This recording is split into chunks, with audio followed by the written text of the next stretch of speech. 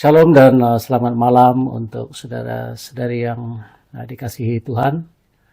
Ya, jadi kita bersyukur karena pada malam hari ini kita masih ada peluang bersama-sama untuk kita belajar daripada tema yang akan saya bahas pada malam hari ini, yaitu pimpin diri menghadapi ujian, di mana kita akan belajar daripada seorang tokoh Alkitab yang bernama Ayub.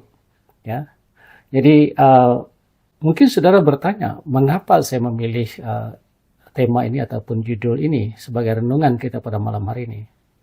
Ya, memang dalam 5 tahun yang terakhir ini, saya menghadapi dua ujian yang cukup besar dalam kehidupan saya berkaitan dengan kesehatan saya. Yang pertama itu adalah masalah empedu saya.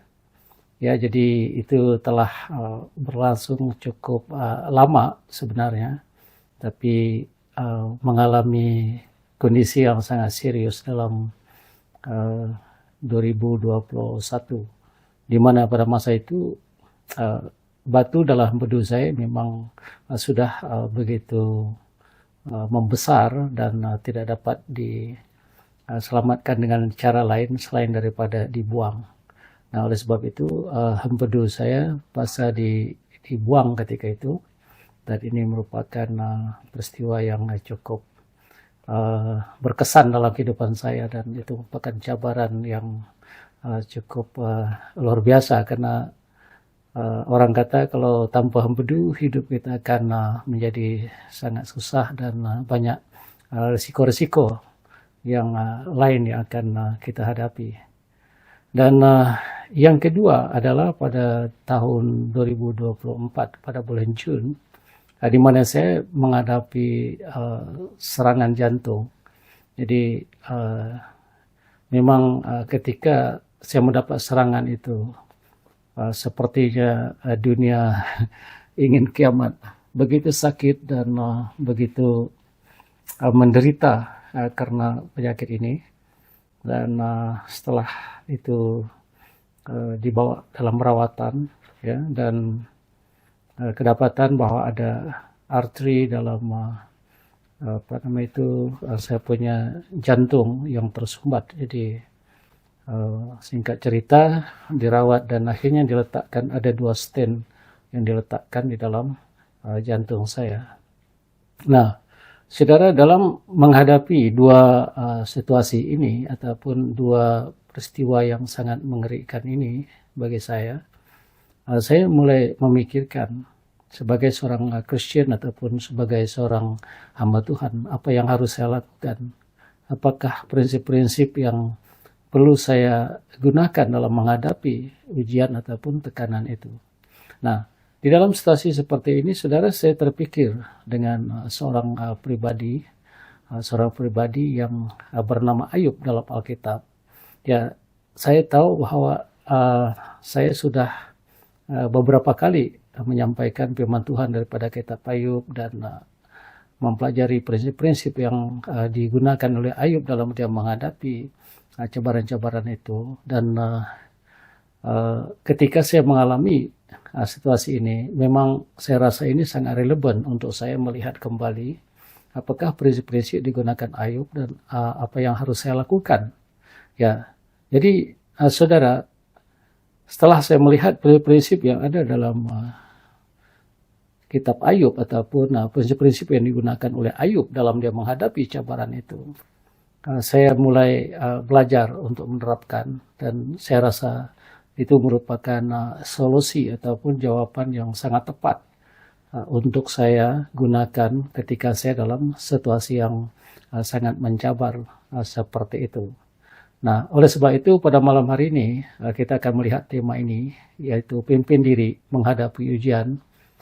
Jadi di dalam situasi yang seperti ini, saudara, pertanyaan yang terbesar dalam hidup kita adalah bagaimana kita dapat mengatur hati kita, pikiran kita, dan respon kita ketika hidup kita terasa sangat berat. Ya, khususnya ketika kita menghadapi tantangan-tantangan seperti kehilangan orang yang tersayang ataupun mengalami penyakit seperti saya, ataupun sedang mengalami tekanan jiwa, bahkan mungkin kekecewaan yang cukup mendasar ataupun cukup berat dalam kehidupan kita. Ya, realitinya kita tidak selalu dapat mengubah keadaan di sekeliling kita, tetapi kita boleh memilih bagaimana kita memimpin diri sendiri ketika kita berhadapan dengan situasi yang seperti itu. Nah, untuk itu pada malam hari ini kita ingin belajar daripada seorang tokoh Alkitab yang pernah diuji.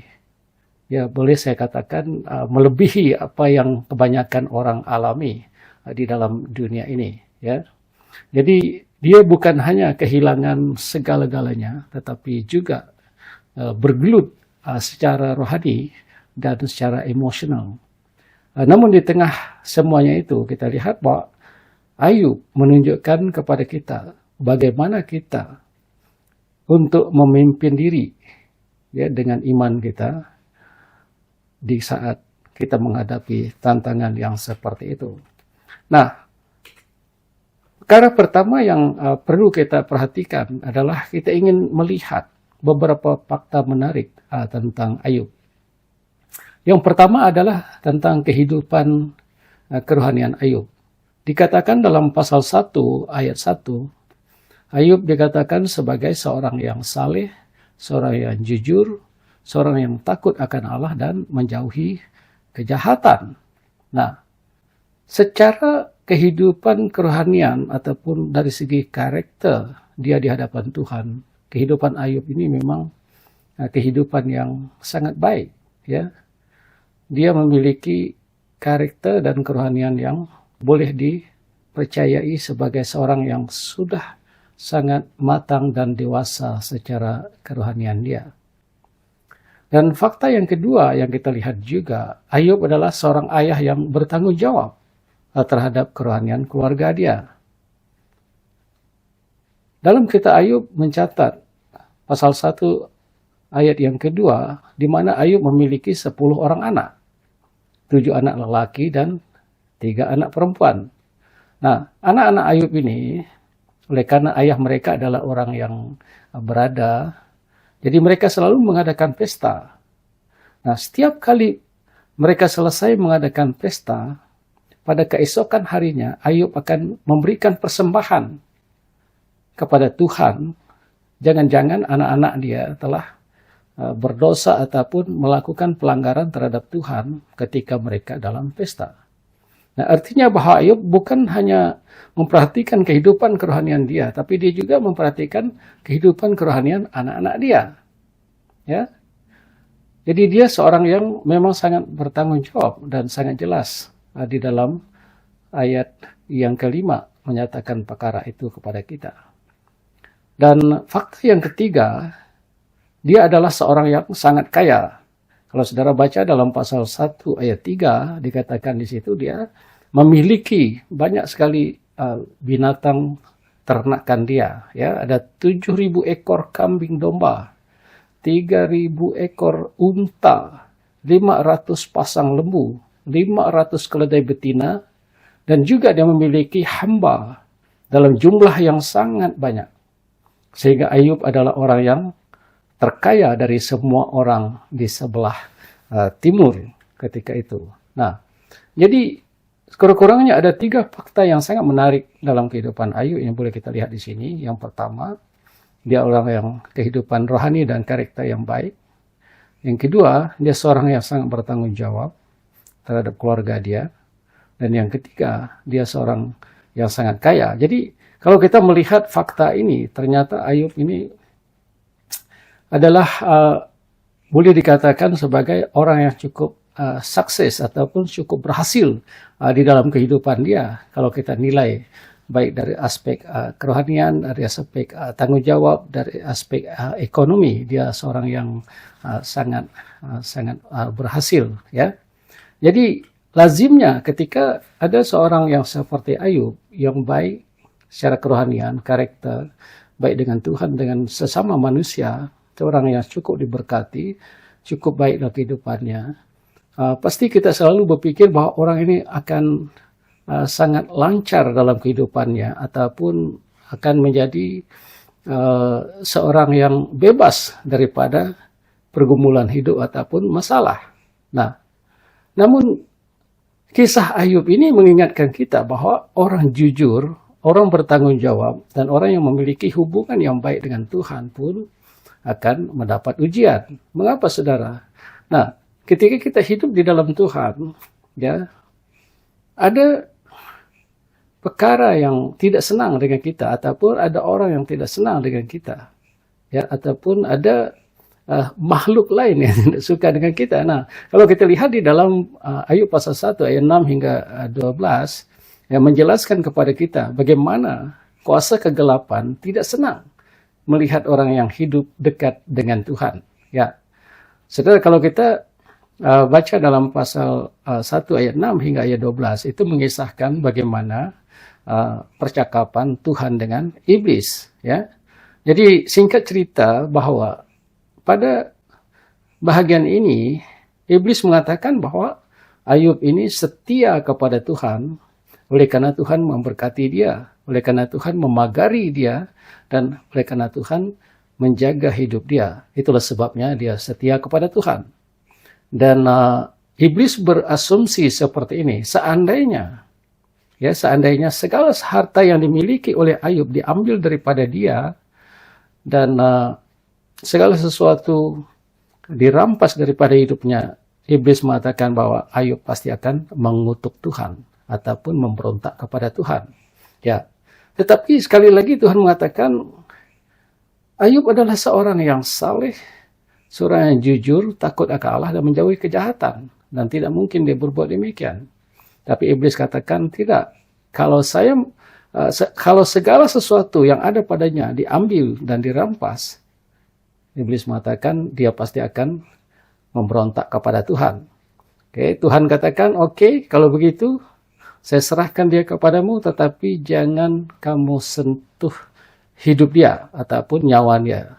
Dengan kata lain, jangan kau ambil nyawa dia, tapi yang lain saya serahkan kepadamu. Artinya bahwa atas izin Tuhan, ya, maka mulailah syaitan ataupun iblis itu menguji Ayub, ya, dengan berbagai macam cara.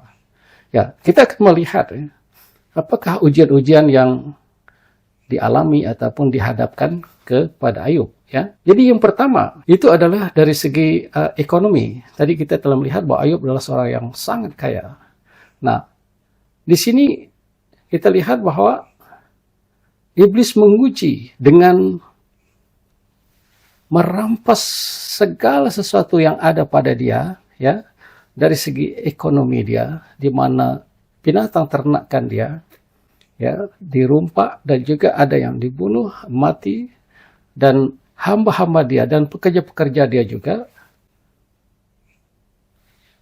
mendapat serangan, sehingga Ayub kehabisan segala sesuatu. Jadi dengan singkat cerita bahwa secara ekonomi Ayub telah bankrupt ataupun muflis, ya, di mana dia kehilangan segala-galanya. Itu ujian dia yang pertama. Dan ujian yang kedua, ujian yang cukup menyedihkan ataupun cukup menyayat hati kita adalah di mana 10 anak Ayub yang lelaki dan yang perempuan itu, ketika mereka sedang mengadakan pesta dalam rumah saudara mereka, tiba-tiba angin bertiup dari berbagai penjuru sehingga rumah tempat mereka mengadakan pesta itu roboh, dan ke-10 anak Ayub meninggal. Dan ini merupakan ujian yang cukup dahsyat, ya. Bayangkan anak 10 telah mati semua akibat daripada rumah yang runtuh itu. Dan yang ketiga, ya, ujian yang selanjutnya dihadapi oleh Ayub adalah di mana iblis menguji dia sekali lagi karena tidak berhasil dengan menghabiskan harta Ayub dan juga membunuh 10 anak Ayub. Iblis tidak berhasil, jadi dia mencoba dengan cara yang lain dengan mengatakan bahwa kalau Ayub diserang secara fisik dengan penyakit, Ayub pasti akan mengutuk Tuhan ataupun Ayub pasti akan memberontak kepada Tuhan. Nah, sekali lagi Tuhan izinkan kepada dia, dan akhirnya Ayub ditimpa ataupun dijangkiti oleh penyakit kulit yang sangat dahsyat ataupun boleh dikatakan sakit kanser kulit yang luar biasa. Dan dikatakan di dalam ayat itu mengatakan dalam ayat yang ke-7 pasal 2 dikatakan bahwa dia mendapat penyakit yang sangat luar biasa, mulai daripada kepala sampai kepada kaki dia semua kena oleh penyakit kanser kulit ini. Dan ini merupakan suatu yang memang sangat dahsyat dan bahkan mengerikan kalau kita menceritakan ataupun memperhatikan apa yang dinyatakan di dalam ayat-ayat itu berkaitan dengan penyakit itu. Memang sangat luar biasa dan juga cukup menggelikan kita, ya. Dan tidak cukup dengan itu, ujian yang selanjutnya dihadapi oleh Ayub adalah daripada istri dia, ya. Jadi istri dia seharusnya di dalam situasi yang seperti ini, istri dia haruslah menjadi seorang penolong ataupun seorang yang menyokong Ayub dalam situasi itu. Tapi realitinya istri dia pun cukup putus asa, putus harapan, sehingga dia mengatakan kepada Ayub dalam pasal 2 ayat 9, dia berkata, "Hai Ayub," kata dia, "masih bertekunkah engkau dalam Tuhan? Kutuklah Tuhan dan matilah." Jadi ini merupakan satu tekanan yang datang daripada istri dia. Ya, jadi dia menyuruh Ayub untuk mengutuk Tuhan dan matilah. Dan juga ujian yang tidak kurang dahsyat juga itu datang daripada kawan-kawan Ayub. Ya, kawan-kawan Ayub mendatangi Ayub dan bukan mereka menghibur dia, bahkan mereka malah menuduh dia. Ya, kemungkinan Ayub telah berbuat dosa ataupun telah melakukan pelanggaran sehingga dia ditimpakan dengan ujian yang sangat berat ini. Jadi sekali lagi Ayub tidak mendapat sokongan, ya, baik daripada istri maupun dari kawan-kawan yang dia sangat harapkan untuk dapat menolong dia. Nah, saudara, kalau kita lihat dari segi ujian yang dihadapi oleh Ayub ini, dia menghadapi ujian yang cukup dahsyat, baik dari segi ekonomi, dari segi keturunan, dari segi fisikal, secara mental, bahkan tidak mendapat sokongan daripada kawan-kawan dia. Jadi, kalau kita lihat penderitaan yang dialami oleh Ayub ataupun ujian yang dialami oleh Ayub ini merupakan ujian yang sangat sempurna, ujian yang sangat lengkap, ya, dan itu bukan mudah untuk ditangani. Nah, apa yang menarik yang ingin kita perhatikan yang sesuai dengan tema kita pada malam hari ini, bagaimana Ayub memimpin diri, bagaimana Ayub membawa diri ketika dia berhadapan dengan situasi yang sangat sukar ini. Nah, jadi kita akan melihat yang pertama, kalau saudara lihat dalam pasal 1 ayat yang ke-20, dikatakan di situ, ketika Ayub telah mendengar laporan demi laporan tentang apa yang telah terjadi terhadap segala sesuatu yang dimiliki, bahkan anak dia, apa yang dia lakukan dalam ayat itu mengatakan, maka berdirilah Ayub dan mengoyakkan jubahnya dan mencukur kepalanya. Jadi yang pertama reaksi Ayub ketika dia berhadapan dengan situasi yang sangat sukar ini, kita lihat bahwa Ayub sebagai manusia memang dia merasakan kesedihan, mungkin ada kemarahan juga, dan nampak sekali dia sangat emosi dalam hal ini. Jadi sebagai manusia yang normal, ya, reaksi Ayub ini merupakan reaksi yang sangat wajar, ya, kita boleh katakan sangat wajar. Karena situasi yang dialami ini memang sangat berat. Ataupun apa yang dia alami itu memang melampau kekuatan sebenarnya secara manusiawi kita. Nah, jadi Ayub memang cukup jujur dengan keadaan ataupun situasi yang dialami, di mana dia mengoyakkan jubahnya dan mencukur kepalanya.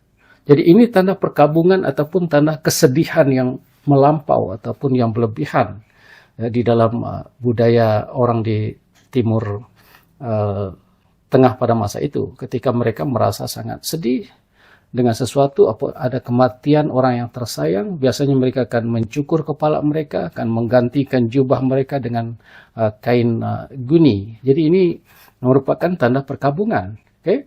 Jadi Ayub, reaksi pertama, dia memang sangat emosional. Ya? Dan saya rasa ini merupakan satu reaksi yang wajar, yang normal lah kalau manusia melihat sesuatu yang seperti itu.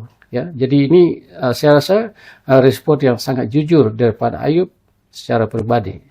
Tetapi apa yang menarik adalah ketika di dalam kesedihan yang sangat luar biasa, kita lihat di mana Ayub dia tidak mengakhiri kehidupan dia dengan perkara-perkara yang negatif.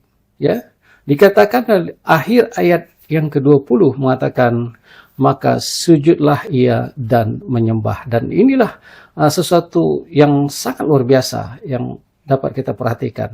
Di mana di tengah-tengah kesedihan, dia tidak memutuskan untuk menggantung diri ataupun tidak memutuskan untuk melarikan diri daripada Tuhan, malah dia sujud dan menyembah. Dan inilah kelebihan yang kita lihat dalam kehidupan Ayub. Jadi saudara, dalam bahagian ini, dalam prinsip yang pertama, ya, ketika kita berhadapan dengan ujian ataupun pencobaan, ya, saya rasa reaksi kita terhadap sesuatu itu adalah sesuatu reaksi emosional ataupun perasaan kita. Dan saya rasa tidak salah untuk kita mengungkapkan perasaan ketika kita dalam situasi yang berat seperti itu. Ya, ketika saya menghadapi penyakit, 2 penyakit stroke ini dalam kehidupan saya, memang secara manusia saya cukup sedih. Ya, saya cukup khawatir tentang kehidupan saya, apakah saya masih lama lagi hidup ataupun saya tidak lama lagi akan meninggal. Hidup di dunia ini. Dan itu merupakan bahagian daripada kekhawatiran, karena penyakit yang saya alami itu merupakan penyakit yang boleh mematikan. Dan saya memang sangat risau. Ya, dan keluarga saya pun risau dengan situasi yang seperti itu. Dan memang saya bersedih, saya sangat jujur. Bahkan saya sempat mengatakan, apakah saya akan terus bertekun melayani Tuhan ataupun bagaimana. Jadi banyak 1001 pertanyaan yang muncul dalam keadaan yang seperti itu. Ya, tetapi ketika saya mengingat bahagian daripada Ayub ini yang saya selalu khotbahkan, yang saya selalu ajarkan, mengingatkan saya kembali apa yang dilakukan oleh Ayub ketika dia berhadapan dengan situasi yang seperti itu. Ya, jadi sedih. Semua kita sedih menghadapi penderitaan, tapi kesedihan itu harus kita bawa kepada Tuhan, di mana dalam kesedihan itu kita harus tunduk dan menyembah kepada Tuhan. Dan saya rasa ini prinsip yang mungkin jarang dapat dilakukan oleh kebanyakan orang, bahkan orang Kristen. Ya, di mana kita mendengar bahwa ketika orang itu mengalami situasi yang sangat berat dalam kehidupan mereka, seringkali mereka mengakhiri dengan perkara-perkara yang negatif, ya. Ada yang mungkin mengambil keputusan untuk bunuh diri, ya, ataupun ada juga yang mengambil keputusan untuk perkara yang lain, datang kepada dukun kah, orang-orang pandai kah, bomoh kah, karena dia merasa bahwa tidak ada pertolongan lagi daripada Tuhan. Nah, dalam konteks ini kita melihat, kita belajar, ya. Kita belajar daripada Ayub. Ketika kita sudah sangat bersedih, kita berkabung, kita datang pada Tuhan, sujud dan menyembah. Oke, ini yang pertama. Prinsip yang sangat penting. Yang kedua adalah mengakui kedaulatan Tuhan dalam segala hal. Ya.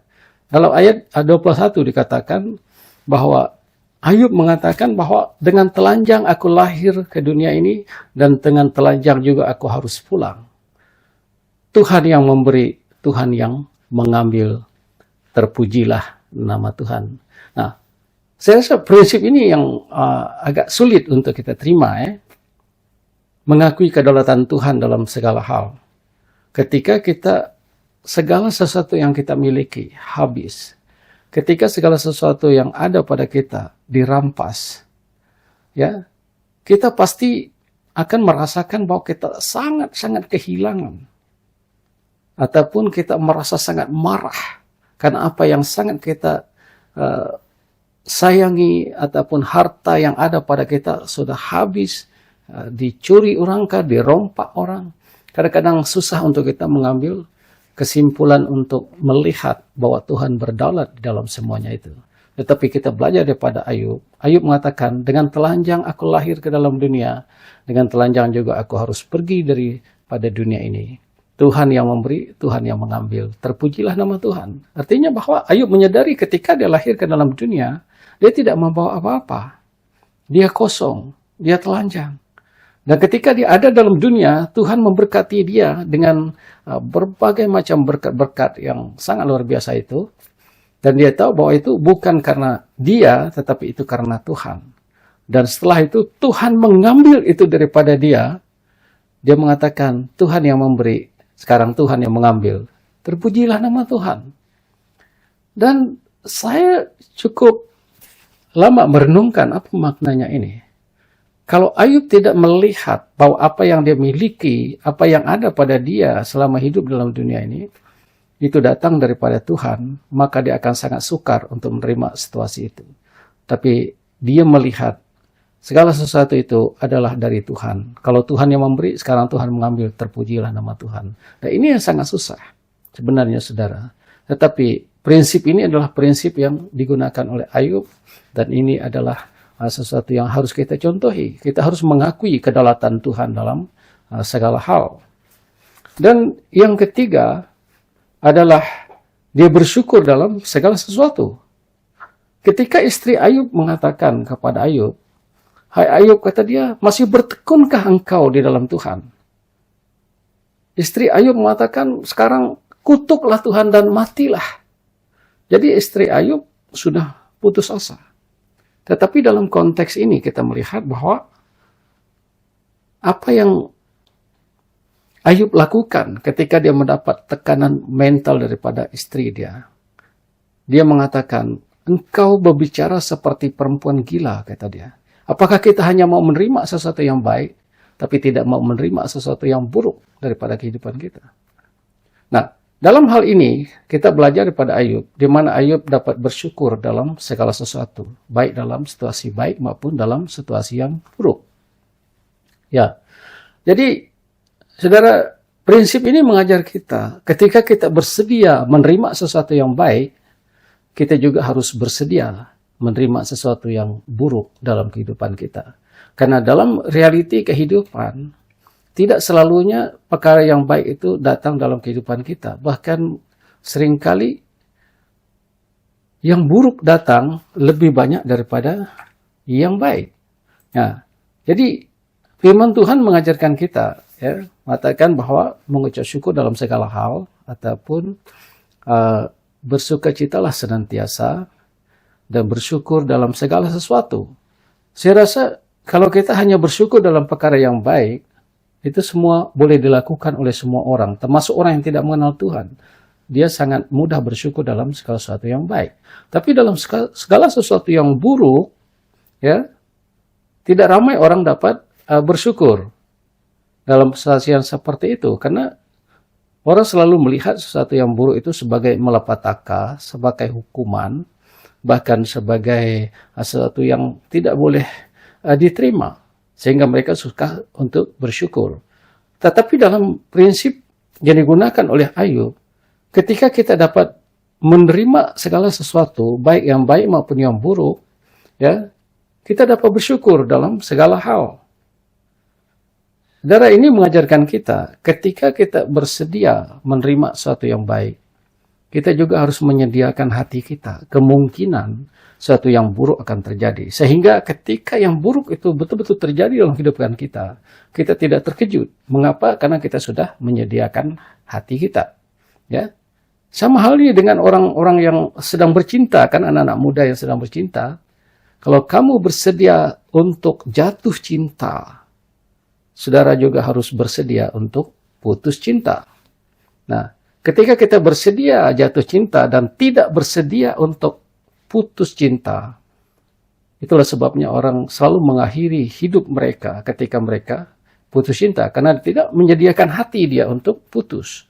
Nah, begitu dalam prinsip kehidupan sehari-hari kita, realiti dia, kita tidak menerima sesuatu yang baik senantiasa, tapi seringkali kita menerima sesuatu yang buruk. Tapi apa yang harus kita lakukan, prinsip firman Tuhan, daripada prinsip yang digunakan oleh Ayub, kita bersyukur dalam segala hal. Siap menerima yang baik, kita harus bersedia menerima sesuatu yang buruk.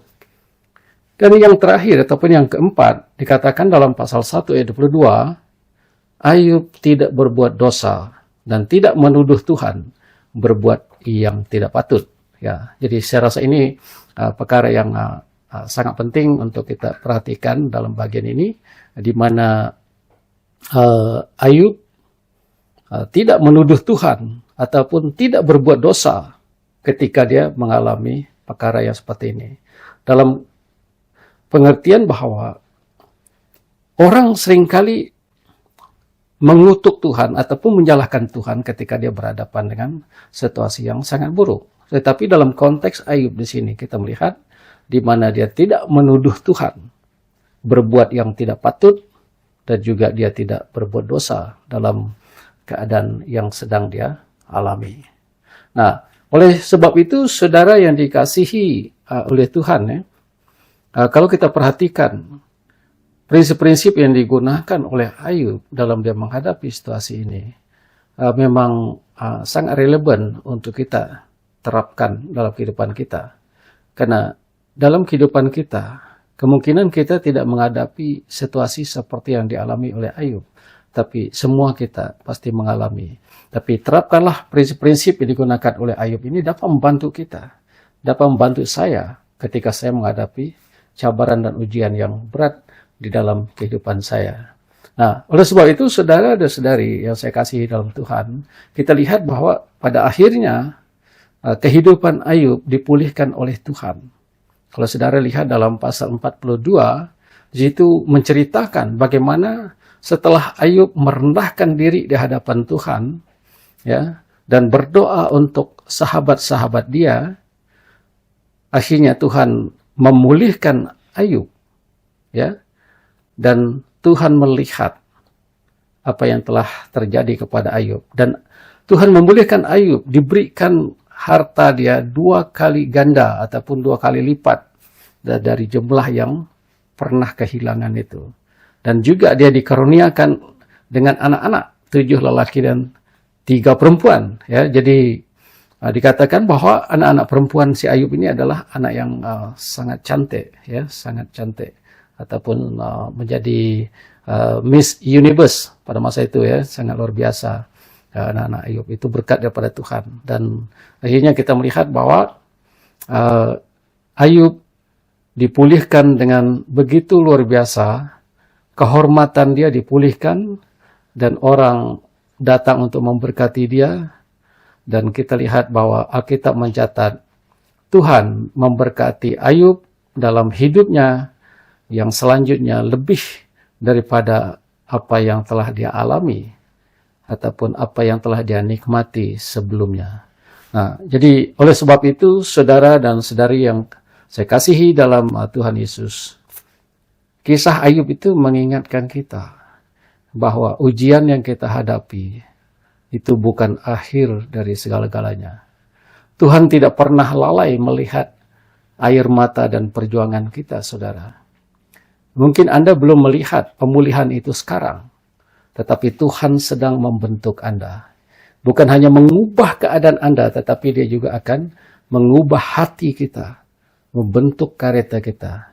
Nah, oleh sebab itu, marilah kita terus memimpin diri dengan iman kita seperti Ayub ketika kita berhadapan dengan ujian yang berat dalam kehidupan kita.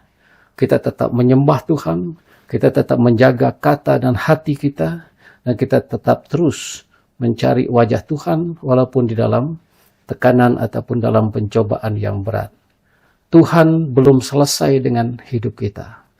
Tetap percaya, tetap bertahan, pemulihan daripada Tuhan itu pasti datang pada waktu dan dengan cara Tuhan sendiri. Mari kita berdoa. Bapa di surga, terima kasih atas kesempatan yang sangat indah pada malam ini.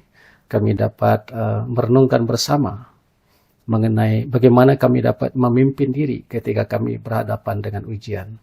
Biarlah prinsip-prinsip yang digunakan oleh Ayub menjadi prinsip yang boleh kami terapkan dalam kehidupan kami, sehingga kami dapat menang di atas segala pencobaan dan ujian yang mendatangi kehidupan kami. Terima kasih Tuhan, berkati semua yang hadir pada malam ini, sehingga berkat kelimpahan Tuhan, kekuatan daripada Tuhan, itu akan memberikan kemenangan dalam apapun ujian yang kami hadapi. Terima kasih Tuhan, inilah doa kami dalam nama Yesus kami berdoa dan mengucap syukur. Amin. Ya baik, terima kasih saudara, Tuhan memberkati.